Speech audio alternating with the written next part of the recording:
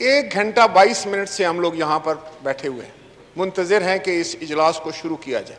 और उन हालात में कि जब ये सारा रीजन जो है इस वक्त वबा कोविड के जद में है और हाईएस्ट यहाँ पर जो है वो रेट है इन्फेक्शन का 16-17% है। मुझे 2 बातों का जवाब चाहिए जनाब स्पीकर। एक तो मैं समझता हूँ कि अचानक ये क्या फैसला हुआ है कि हमने ये जो है असेंबली का इजलास बुलाना है आज ही, हमारे इल्म में ये बात नहीं थी। दूसरी बात यह है कि पूरे पाकिस्तान में हम ये बात प्रचार करते फिर रहे हैं कि कोविड की वजह से कहीं पर कोई मजमा ना हो, इजलास ना हो, शादी ना हो, ब्याह ना हो और कहीं पर भी कोई मीटिंग ना हो। मज़ारात को हम बंद कर रहे हैं और बिल्कुल ठीक कर रहे हैं, इसलिए कि बड़े ख़तरनाक सूरत हाल है इस वक्त मुल्क में, ख़ास तौर पर इस रीजन में की जहाँ पर आप तशरीफ़ फरमाएँ। तो चाह जाए कि हम यहाँ पर जो है वो इजलास करने के लिए आगे हैं और मेरे सामने कोई ख़ास एजेंडा भी नहीं है।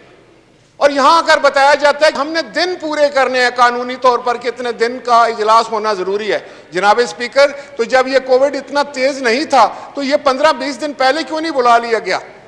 आज इस दिन समेत अगर आप काउंट करेंगे तो 53 डेज हुए हैं आपके। 14 अगस्त तक आप फिर भी मैं समझता हूँ प्रॉब्लम का शिकार रहेंगे। लिहाजा मेरी आपसे गुजारिश है as custodian of this house कि जनाब ये मैं समझता हूँ कि किसी तौर, किसी तरीके, किसी कवायद, किसी जवाबत के तहत जो है इस हाउस को चलाया जाए।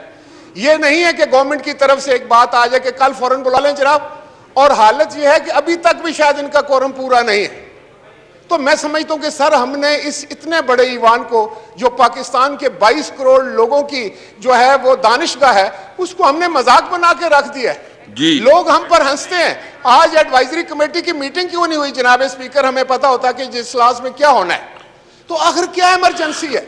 एक तो ये पॉइंट है और दूसरा पॉइंट जनाब स्पीकर, आज जब मैं असेंबली की तरफ आ रहा था पार्लियामेंट की तरफ, तो ब्लू एरिया में जिसको आप डी चौक कहते हैं वो रास्ता क्यों बंद किया गया? ये तो मेरी समझ में नहीं आता कि जिस तरफ से हम घूम कर आते हैं आगे फिर ब्लॉकेड होता है। भाई जब आप कौन सा वहां पर आज कोई इतना बड़ा जुलूस था या मजमा था, बंदा ही नहीं था कोई। बगैर वजह के पार्लियामान को आने वाले रास्तों को बंद कर देना, उसके बाद फिर हम लोग ऊपर से घूम कर आते हैं, तो ये भी मैं समझता हूँ बिल्कुल नामुनासिब चीज है। आपका पॉइंट आ गया है राजा साहब, आपका पॉइंट आ गया है, बिल्कुल आपकी बात मुनासिब है। जो टाइम से लेट हुआ बिल्कुल इसका और आखिरी बात जो मेरी आप सुन लें जनाब स्पीकर, हमें यहाँ गुजारिश की थी कि पाकिस्तान के अवाम को जो दरपेश मसाइल है उस पर बात करने दीजिए। नहीं, मैं बात खत्म कर रहा हूँ, मैं आपकी इजाजत से बात करना चाह रहा हूँ। जहाँ कोविड एक बहुत बड़ा मसला है और इस वक्त पिंडी इस्लामाबाद के किसी हॉस्पिटल में कोई जगह नहीं, गवर्नमेंट दवाइयों तक मौजूद नहीं, ऑक्सीजन तक भी नहीं है, वेंटिलेटर भी नहीं खत्म हो रहे, और गवर्नमेंट तवातर से हमें कहती रही जिनके पास साल सवा साल था कि हम हर चीज का बंदोबस्त कर रहे हैं।